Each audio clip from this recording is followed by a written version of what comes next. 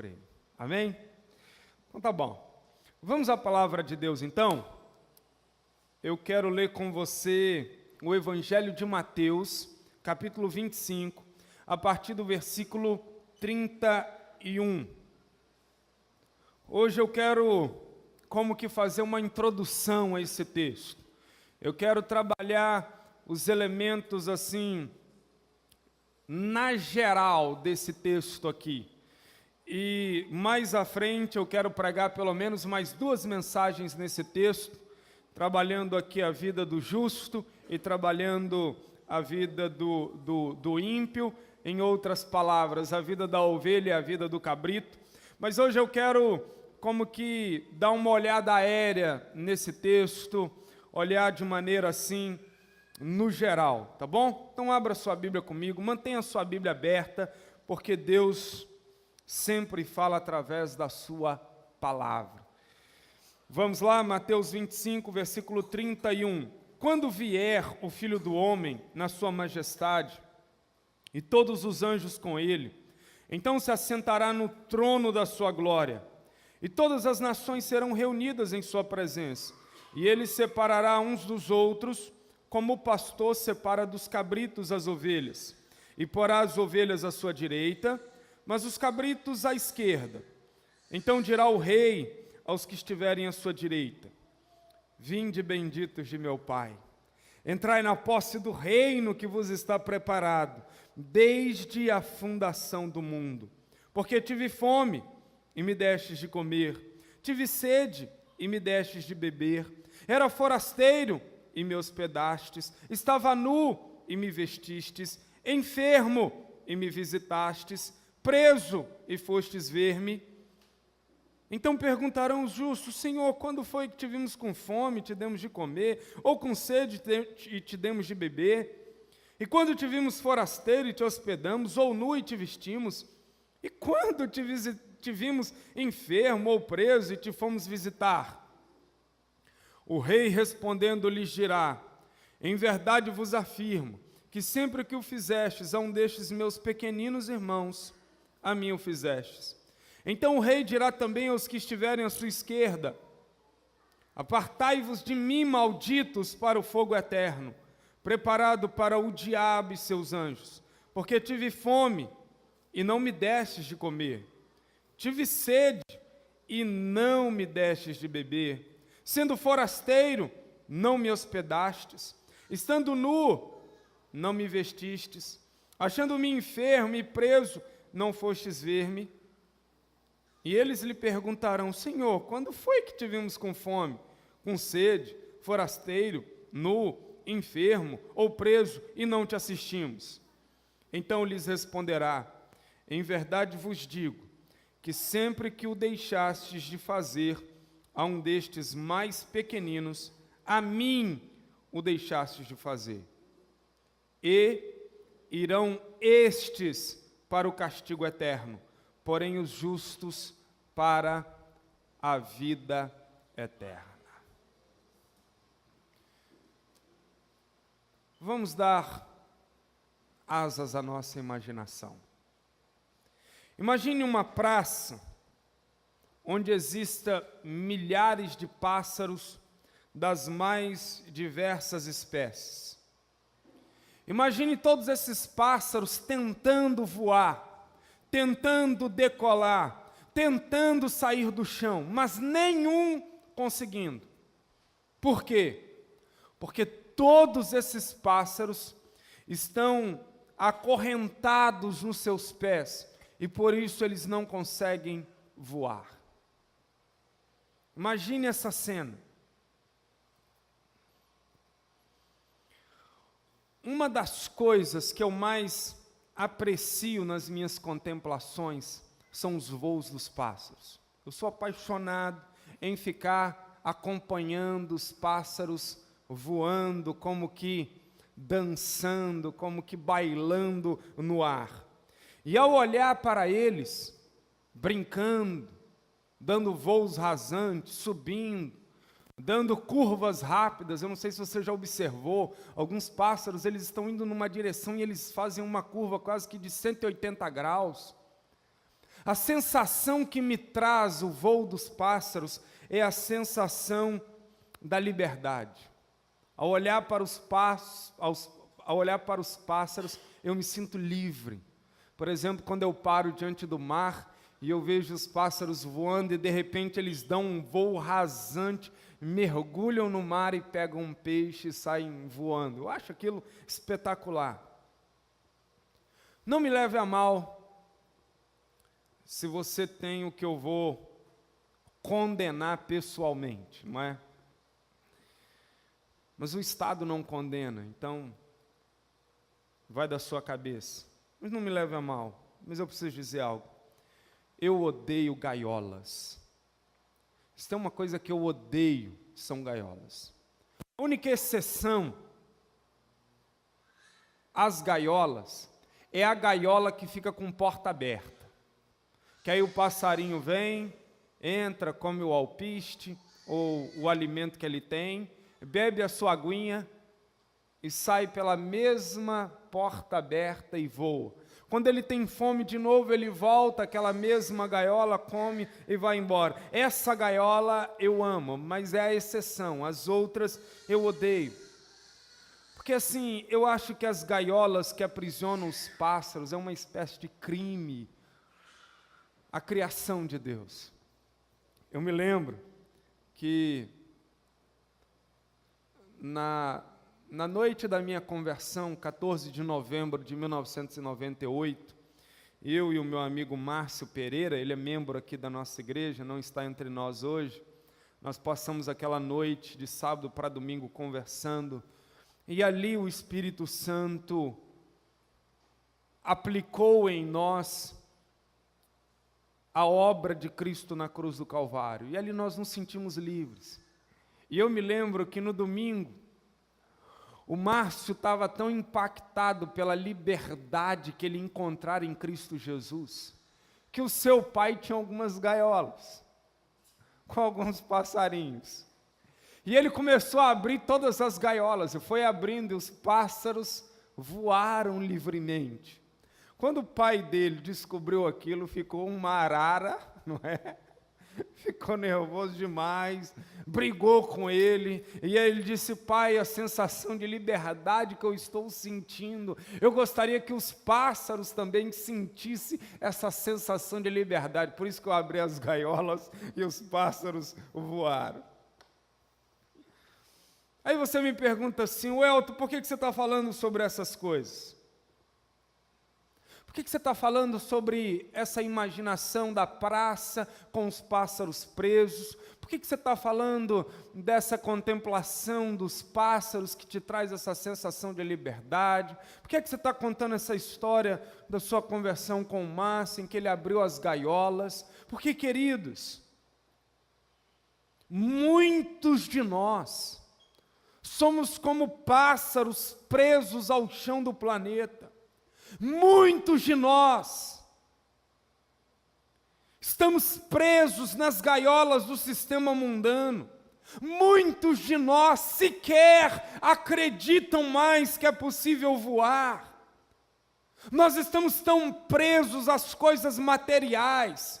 Nós estamos tão presos à engrenagem do mundo, de segunda a segunda, trabalho, comida, sono, casa, trânsito, a estas coisas que a gente simplesmente está não só presos ao chão do planeta, como os nossos pés estão afundando nesse lodo, nesse pântano, nessa lama mundana, e a gente está acreditando que não é mais possível voar.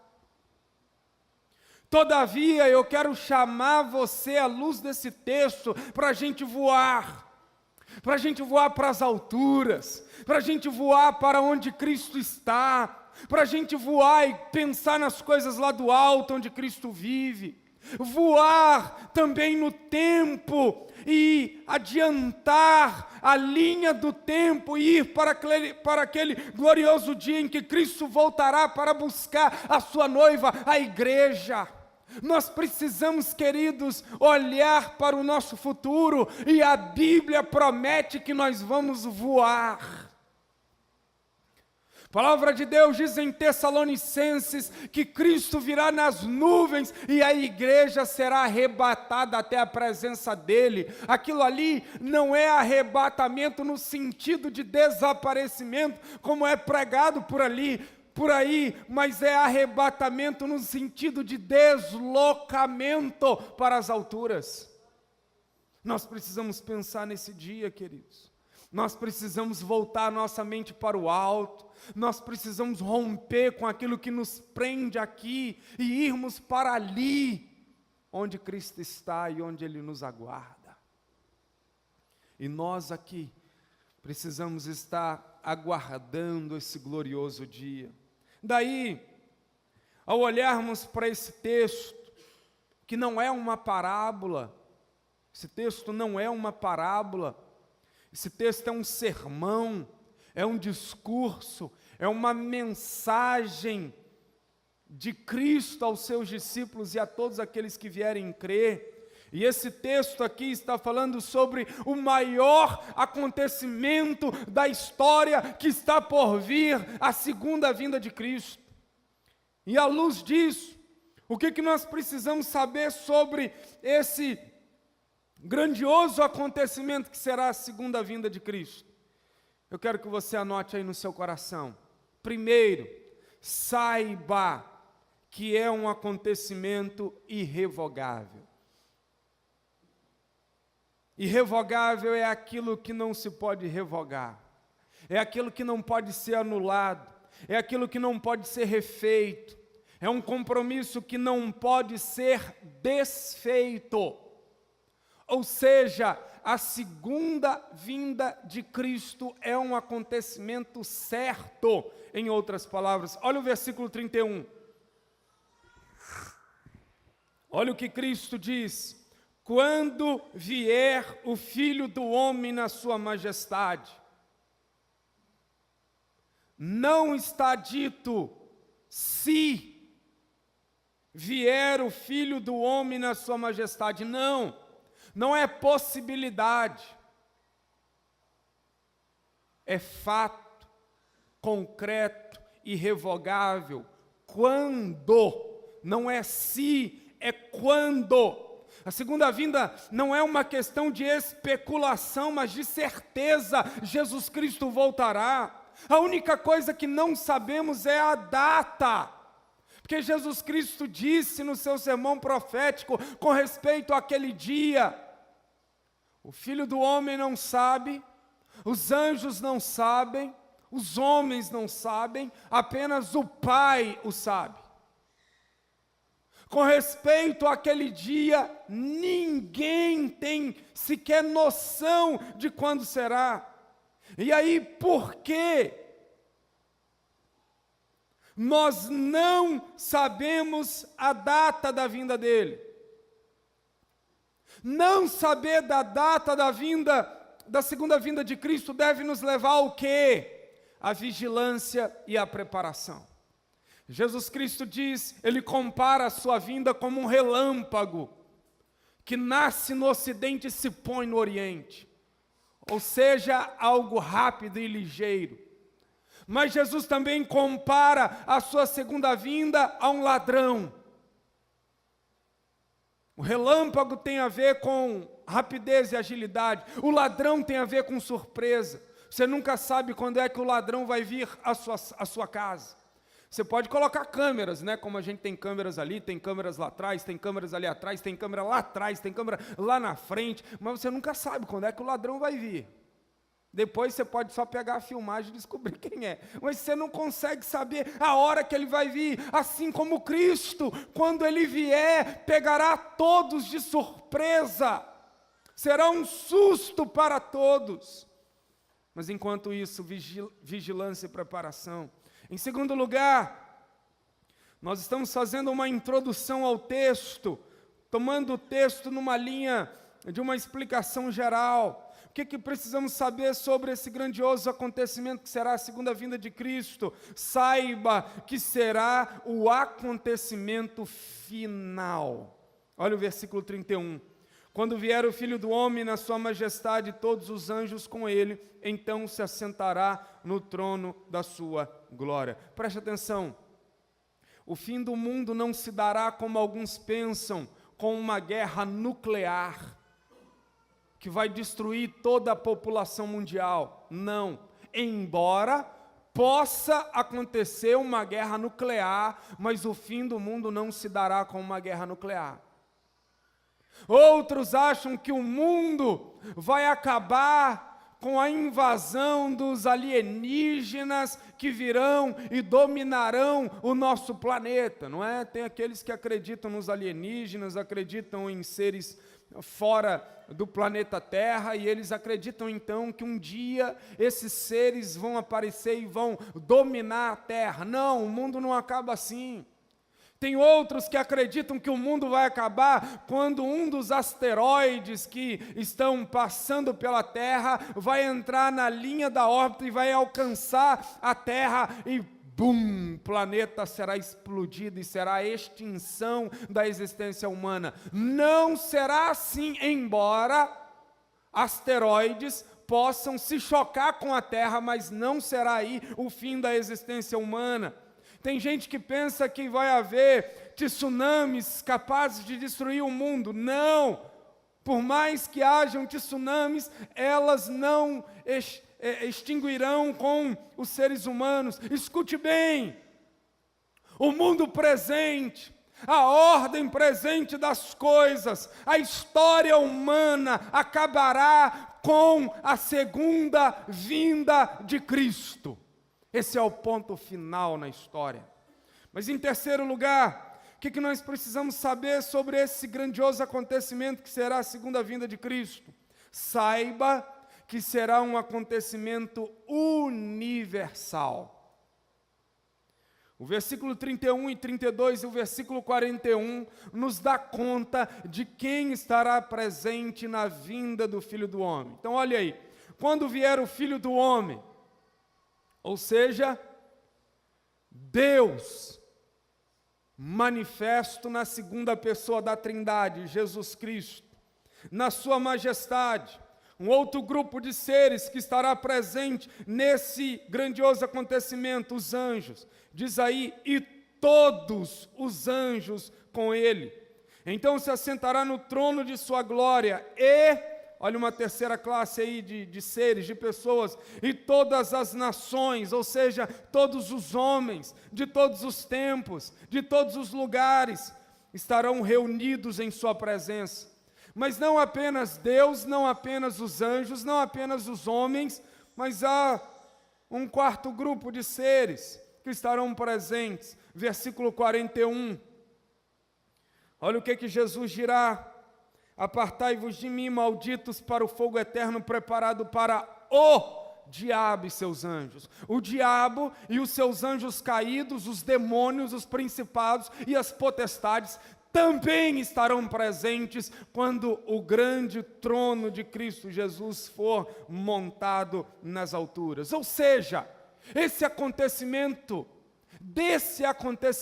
ninguém poderá escapar. Esse acontecimento colocará diante de Deus todas as criaturas racionais.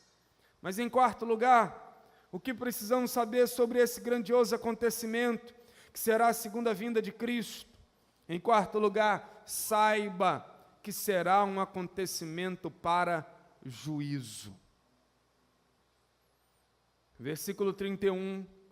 Quando vier o Filho do Homem na sua majestade, e todos os anjos com ele, então se assentará no trono de sua glória. Queridos, Jesus Cristo voltará, e ele há de se assentar no trono. E a visão de trono aqui tem muito a ver com o que acontecia no Antigo Testamento, dentro do povo de Israel, em que o rei, ele reunia em si os três poderes: o poder legislativo, executivo e judiciário, tudo nele. Ele fazia as leis, ele promulgava as leis e ele sentenciava aqueles que estavam de desacordo com a lei. Cristo está sentado no trono. Mas veja bem, esse trono a que se refere Jesus, Cristo, nesse discurso, ele foi um pouco mais detalhado por um dos seus apóstolos, que teve o privilégio da revelação do Apocalipse, que foi João. Então, em Apocalipse capítulo 20, a partir do versículo 11, a gente tem um pouco mais de informação acerca desse dia aí do trono. E eu quero ler para vocês. Vi um grande trono branco, e aquele que nele se assenta, de cuja presença fugiram a terra e o céu, e não se achou lugar para eles.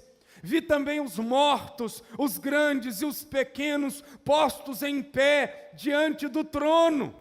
Então se abriram livros, ainda outro livro, o livro da vida foi aberto, e os mortos foram julgados segundo as suas obras, conforme o que se achava escrito nos livros.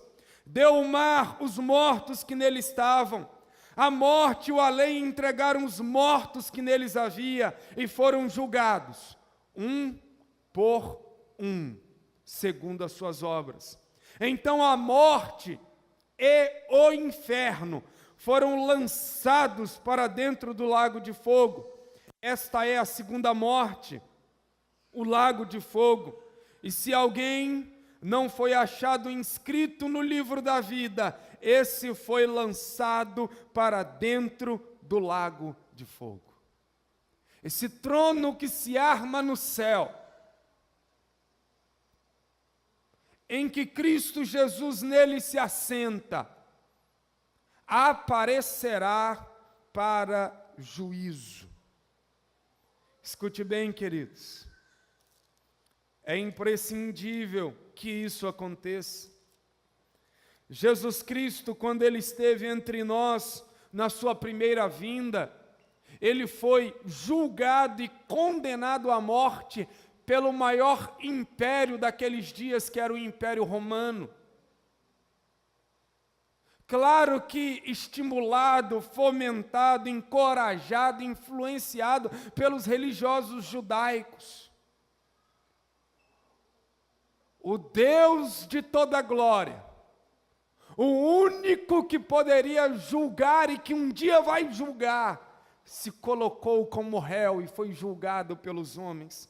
Mas na sua segunda vinda, ele retorna para julgar não só os romanos e os judeus, como todas as nações da terra. E não apenas para julgar todas as nações da terra, e todos os homens individualmente, um por um, como também será julgado o diabo e os anjos que com ele caíram. Eu só quero fazer uma pergunta para você dentro desse ponto. Você está preparado para enfrentar esse julgamento? Você está preparado para enfrentar esse julgamento que virá?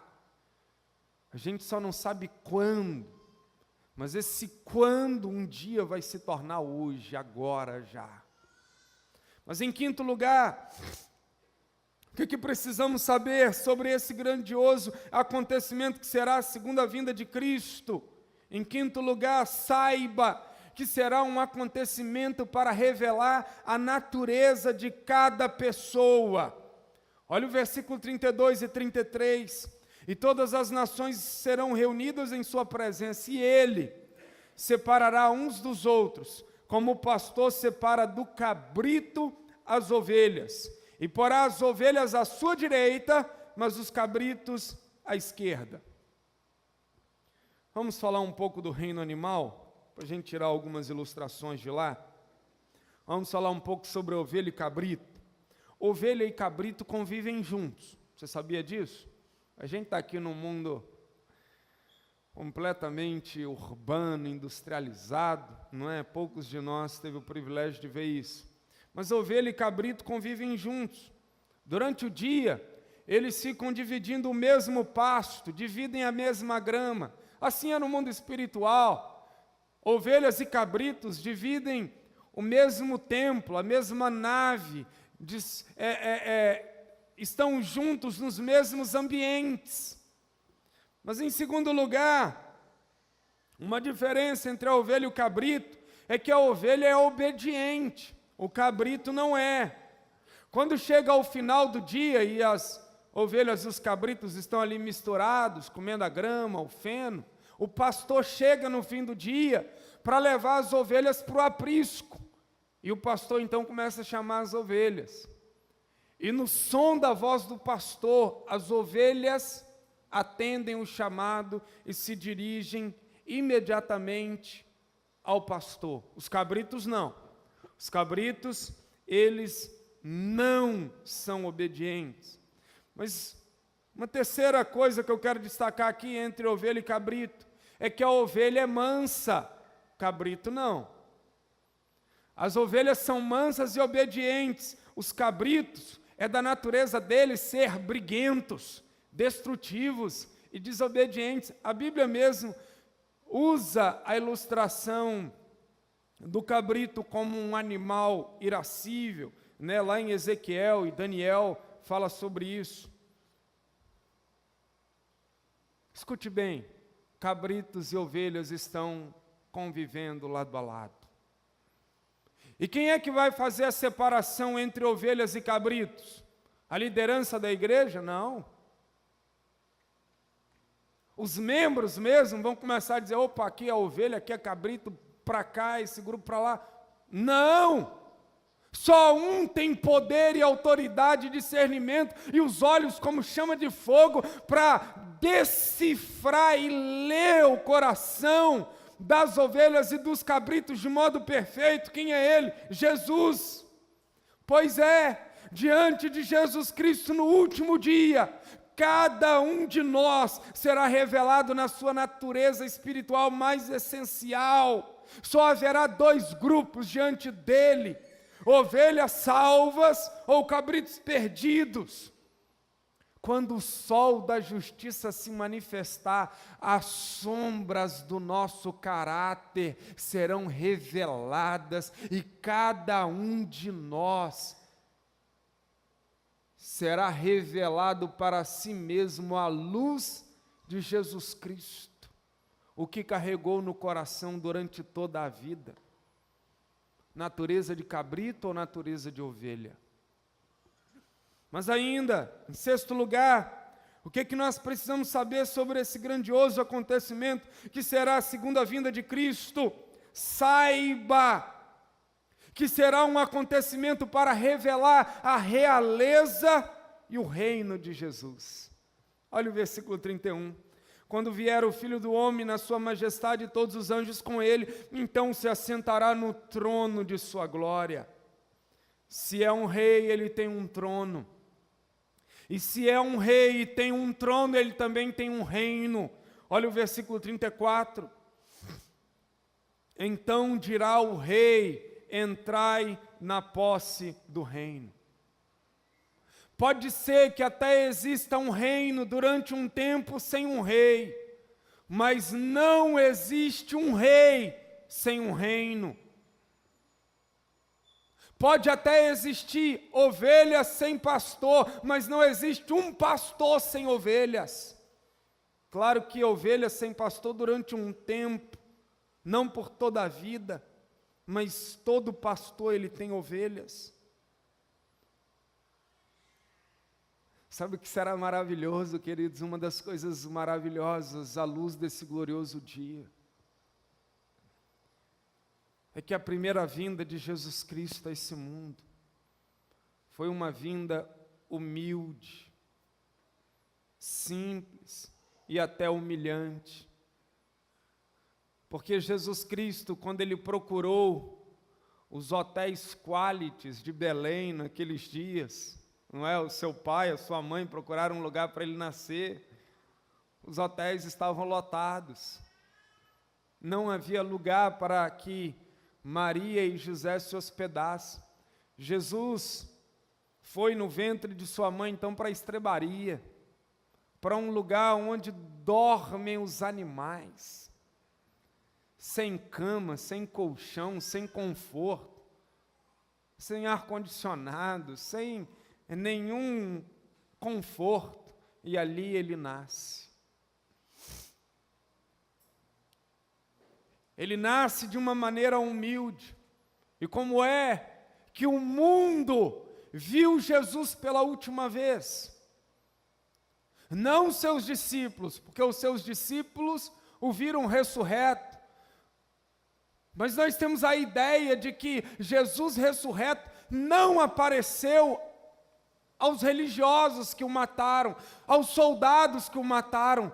Nós temos a impressão pela leitura do Novo Testamento que ele não mais se manifestou ao mundo. Então a última visão que o mundo, representado pelo Império Romano, pela religião, que eles tiveram de Jesus, foi Jesus morrendo numa cruz, como um criminoso, como um malfeitor, como um pária da sociedade. E assim apagou-se a luz da história, e assim o mundo o viu pela última vez. Mas eu tenho boas notícias.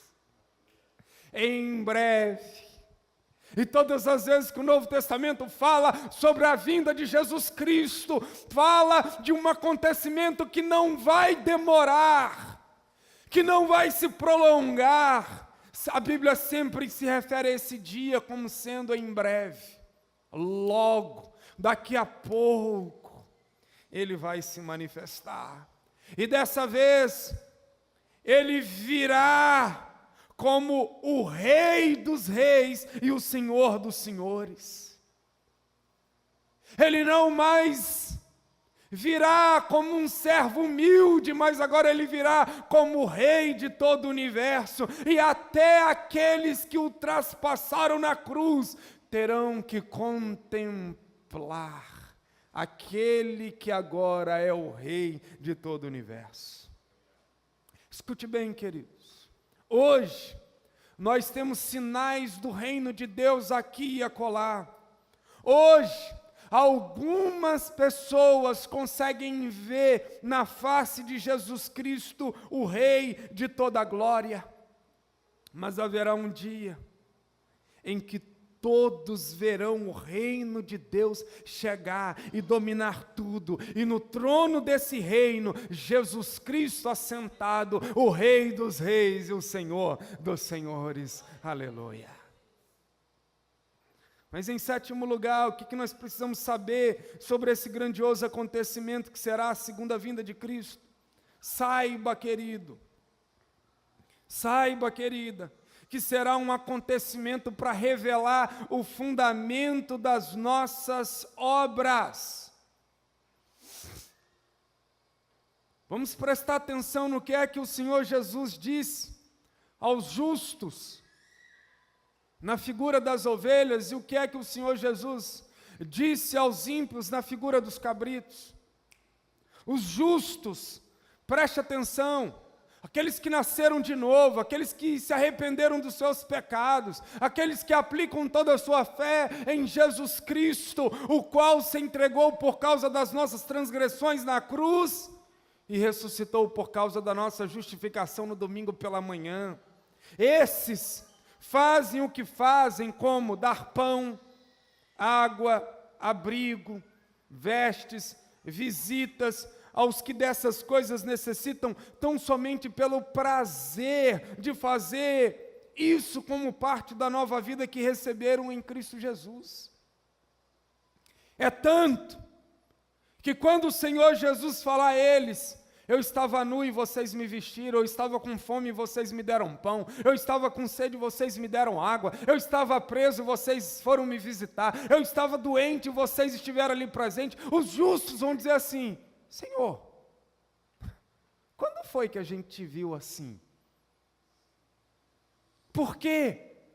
Porque o justo, está fazendo o que faz, não para ganhar algo em troca, mas como expressão da nova natureza que ele tem em Cristo Jesus, que é dar pão ao faminto, que é dar água ao sedento, que é dar abrigo àqueles que estão precisando. Aí Jesus vai dizer, sabe quando que vocês fizeram isso? Todas as vezes que vocês ajudaram alguns dos pequeninos, a mim vocês o fizeram. Só que tem um outro lado também, tem os cabritos.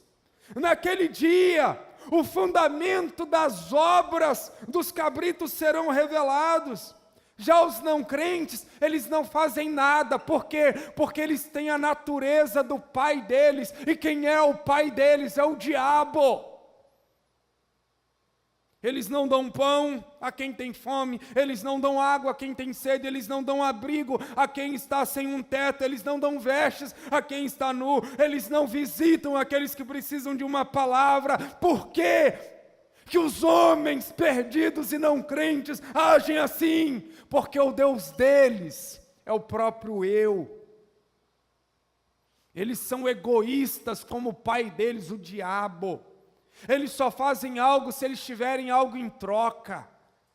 A pergunta que está na boca deles diante de qualquer causa é: que vantagem eu vou ter nesse negócio? O que eu vou ganhar com isso? Onde é que eu vou lucrar nisso aí? E aí naquele dia eles vão dizer assim: Senhor, mas quando foi que o Senhor apareceu pedindo pão que a gente negou? Quando é que o Senhor apareceu com sede que a gente negou? Água, fala aí. Jesus vai dizer: todas as vezes que vocês fecharam os olhos aos moradores de rua, às crianças abandonadas, aos seus amigos que estavam precisando de algo, todas as vezes que vocês fecharam os olhos para a necessidade do próximo e voltaram para si mesmos, vocês fecharam a porta para mim. Vocês me escantearam.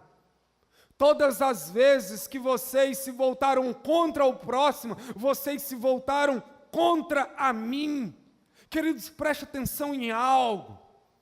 Vamos sair da superficialidade, vamos para as questões profundas da vida. Preste atenção. O inferno será o destino dos cabritos e dos ímpios. E aqui no versículo 41, diz que o inferno é o lugar do fogo eterno. Versículo 46 diz que é o lugar do castigo eterno. O inferno é um local, é um lugar de punição. Mas preste atenção, antes da gente viajar por esse simbolismo do fogo, viajar pelo simbolismo do castigo, viajar pelo simbolismo do cheiro de enxofre, a gente tem que pensar algo muito básico, essencial. O inferno é o local da mais absoluta solidão. E por quê? Porque aquele que fecha o guarda-roupa para quem está nu, aquele que não abre a torneira de água para quem está com fome, com sede, melhor dizendo, aquele que não é capaz de abrir o armário da casa e pegar um alimento para aquele que está com fome, aquele que é voltado só para si mesmo. O que ele está dizendo com isso? Ele está dizendo que não quer relacionamento com pessoas, ele está dizendo que não quer relacionamento com Deus, ele está dizendo que ele quer uma vida só para ele mesmo. Pois bem, quem vive egoisticamente falando, tem um lugar pronto para ele. Esse lugar é o inferno, porque lá sim, eles viverão sem o incômodo de ninguém. Viverão sem o incômodo dos que têm fome, dos que têm sede, dos que têm necessidade de roupas. Lá eles viverão somente para eles mesmos, longe de Deus e do próximo, o inferno.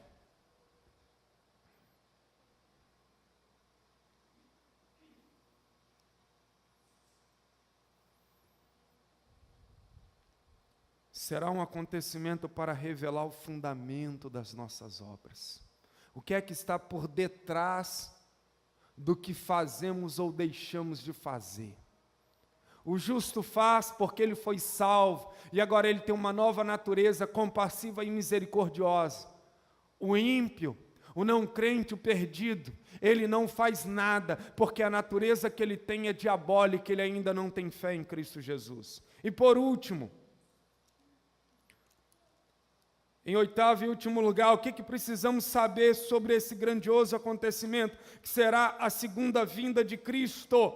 Saiba que será um acontecimento determinante para a eternidade de cada um. Queridos, notem algo. A vida no porvir é a continuação da vida presente. Então, quem viveu com Jesus pela fé na terra, viverá eternamente com ele no céu. Versículo 34. Então dirá o rei aos que estiverem à sua direita: vinde, benditos de meu Pai, entrai na posse do reino que vos está preparado desde a fundação do mundo. É por isso, querido, olha aqui para mim.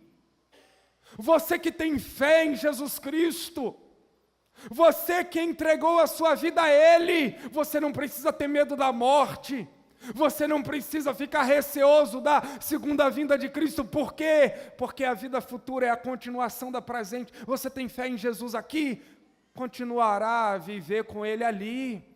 Você entregou a sua vida a Ele aqui, espere um pouquinho que ali Ele vai te tomar nos braços de maneira plena e absoluta. Agora você tem rejeitado a Cristo aqui, como é que você espera o céu? A continuação é fora dele, é distante dele. Você o nega com o seu pecado, com a sua prática mundana. Ora, você espera o céu? Como assim? Você quer uma vida longe de Deus? É com ela que você seguirá a eternidade, sem Ele. Quem não viveu com Jesus na terra não poderá viver com Ele na eternidade. Versículo 41, então o rei dirá também aos que estiverem à sua esquerda: apartai-vos de mim, malditos, para o fogo eterno, preparado para o diabo e os seus anjos. A segunda vinda de Cristo definirá a recompensa final de cada um. Versículo 46, irão estes para o castigo eterno, porém os justos para a vida eterna. Eu concluo fazendo 3 perguntas a você. À luz desse grandioso acontecimento final. Quem separa os cabritos das ovelhas? Segunda pergunta: quem convida os justos para entrar no céu? Terceira pergunta: quem declara a sentença dos ímpios para o fogo eterno? Isso mesmo, Jesus. A resposta é só uma: Jesus. É Ele que tem todo o poder e toda a autoridade para separar os cabritos das ovelhas e dar a posse ao reino às ovelhas e dar o lago de fogo e enxofre aos cabritos. Veja bem, Jesus é o centro do julgamento final. O que nos divide em 2 grupos na terra e na eternidade é o nosso relacionamento com Jesus Cristo. Quem crer em Jesus e for batizado será salvo. Quem, porém, não crê em Jesus será condenado. Pergunta que eu faço a você é: de que lado você está? Se Cristo voltasse agora, você estaria seguindo a eternidade de que lado? Como está o seu relacionamento com Jesus Cristo? O que separa os salvos dos perdidos é somente Jesus Cristo e mais ninguém. Ora, se é Jesus Cristo quem separa os cabritos das ovelhas, é a Ele que eu devo entregar a minha vida. Querido, só há uma maneira de você ter segurança com respeito à vida eterna: é entregar a sua vida a Jesus Cristo. O que nos salva não é as boas obras. Domingo passado eu frisei isso demais na mensagem sobre o esforço. E se você ler esse texto superficialmente, você vai pensar assim, é só eu dar pão, eu dar água, eu vou fazer isso e serei salvo. Não! A questão é a fé em Jesus. É a minha entrega a Ele. É crer que os meus pecados nele são perdoados pelo sacrifício que Ele fez na cruz em meu lugar. E quando assim eu fizer, eu vou receber uma nova natureza por meio do Espírito Santo. E essa nova natureza vai me fazer olhar a vida diferente. E ajudar o próximo vai ser parte dessa minha natureza. Vamos ficar em pé? Você que está na internet nos assistindo, que Deus te abençoe, que você entregue a sua vida ao único, que é poderoso para julgar, porque é o Rei dos Reis e Senhor dos Senhores, Jesus Cristo.